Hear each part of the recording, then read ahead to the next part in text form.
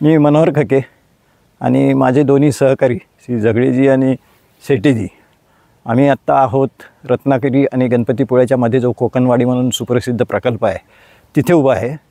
तिथे आंब्याची लागवड केली आणि इथे सगळीकडे जवळपास 20 एकरावर आम्ही मायक्रो स्प्रिंकलरचा हे करतो आहे, एअर इरिगेशनसाठी मायक्रो स्प्रिंकलरचा वापर करतो आहे। या अशा पद्धतीने इथे, कारण बाकीची पद्धत इथे लावता येत नव्हती, त्यामुळे मायक्रो स्प्रिंकलर ह्या पद्धतीने रॉड उभे करून त्याच्यावर आम्ही सगळे मायक्रो स्प्रिंकलर फिट केलेले आहेत। ते चालू स्थितीत मी नंतर दाखवतो तुम्हाला। तर याचा एक दोन गोष्टी आमच्या लक्षात ह्या आल्या आहेत की हे सगळं जे मायक्रो स्प्रिंकलर आम्ही ऑक्टोबरच्या शेवटी केले होते, तर त्याचा परिणाम असा झाला की नोव्हेंबर डिसेंबरमध्ये फ्लावरिंगच्या ऐवजी इथं पानं जास्त आले, फुलं यायच्या ऐवजी पानं जास्त आले। हे तुम्हाला दिसेल की सगळ्या झाडांवर पानं जास्त आले।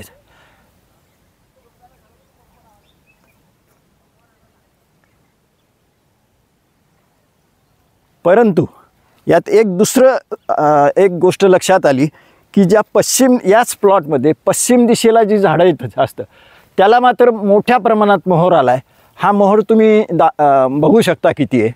हा मोहर तर आलाच, परंतु याच्या पुढची स्टेज अशी झालेली आहे की बाकीच्या प्लॉटमध्ये जिथे आम्ही एअर इरिगेशन केलं नाही तिथे फ्लावरिंग आले, पण ते एक तर जळून जातं किंवा फ्रूट सेटिंग ज्याला म्हणतो आपण, ते फ्रूट सेटिंग फार कमी झालेलं आहे। परंतु इथे मात्र हे दिसतील तुम्हाला मायक्रो स्प्रिंकलर लागले, इथे मात्र किती मोठ्या प्रमाणात फ्रूट सेटिंग होत चाललेले आहे हे याच्यावरनं तुमच्या लक्षात येईल। तर हा आता आणि दुसरी गोष्ट, झाडं किती हेल्दी दिसत आहेत सगळे मोहर आणि झाडं। जिथे मायक्रो स्प्रिंकलर नाहीत तेही मी दाखवण्याचा प्रयत्न करतो, तिथे मात्र एवढा हेल्दी मोहर नाही आहे किंवा फ्रूट सेटिंग पण झालेलं नाही आहे। आता आपण त्या प्लॉटमध्ये होतो, तिथले स्प्रिंकलर लवकर चालू केले, त्यामुळे तिथे मोहर कमी आणि पानं जास्त आलीत। परंतु आमचे एकंदरीत सिस्टममध्ये त्याला लागूनच असलेला हा प्लॉट आहे। हे खरं आत्ता ज्या प्लॉटमध्ये आम्ही शूटिंग करतो आहे तो श्री बोडस यांचे दोन्ही प्लॉट, तर त्यांचा उत्साह खूप असतो असे नवीन प्रयोग करण्यात, म्हणून आधी त्यांच्याच प्लॉटचा नंबर लागला आणि तिथं सुरुवातीला तिथे ते लवकर झाल्यामुळे लवकर केलं। ह्या प्लॉटमध्ये कारण इथे हे मायक्रो स्प्रिंकलर खाली कातळ असल्यामुळे आम्हाला हे असे हे रॉड गाडणे, हे ड्रिल मशीन आणून त्यांनी छिद्र करून खाली कातळामध्ये ते गाडायला लागले, त्यामुळे वेळ खूप गेला। तर इथे मग चालू व्हायला उशीर झाला। तर याचा परिणाम काय झाला हे दाखवण्यासाठी खरा व्हिडिओ तुमच्यासमोर ठेवतो आहे मी, की इथल्या उशिरा चालू केल्यामुळे इथल्या मॅक्झिमम झाडांना किती मोठ्या प्रमाणात फ्लावरिंग आलं। पण या फ्लावरिंगचं आणखीन एक वैशिष्ट्य आहे की आता फ्लावरिंग आल्यावर हे मायक्रो स्प्रिंकलर चालू झाले, त्यामुळे हा मोहर तुम्हाला वाळलेला फार क्वचित दिसेल, मॅक्झिमम मोहर सेटिंगकडे चाललेला दिसेल इथे। तर हे एक मोठा अभ्यासपूर्ण अनुभव आमचा इथे आम्हाला आला आहे की एक तर मायक्रो स्प्रिंकलर लवकर चालू करा, खूप लवकर, म्हणजे उन्हाळ्यातच नाही तर मोहर येणं सुरू झाल्यावर मायक्रो स्प्रिंकलर चालू करा, त्याचे परिणाम हे असे दिसतात। आता इथे आपण त्या बाजूच्या प्लॉटमधले पहिल्या याच्यातलं लवकर मायक्रो स्प्रिंकलर सुरू झाल्याचे काय परिणाम, दुसऱ्या याच्यातले फ्लावरिंग आल्यावर काय झालं त्याचं पाहिलं।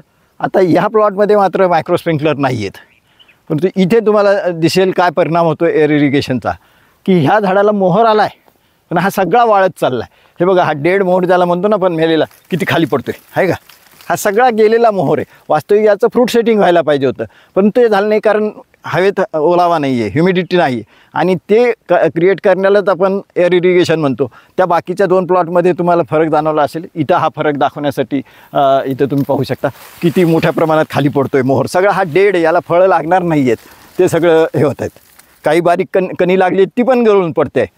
आतापर्यंत आपण पाहिलं आहे की एका याच्यात लवकर चालू केले मायक्रो स्प्रिंकलर, एअर इरिगेशन लवकर केलं, एका याच्यात उशिरा केलं आणि एका याच्यात काहीच केलं नाही, त्याचे काय परिणाम होतात।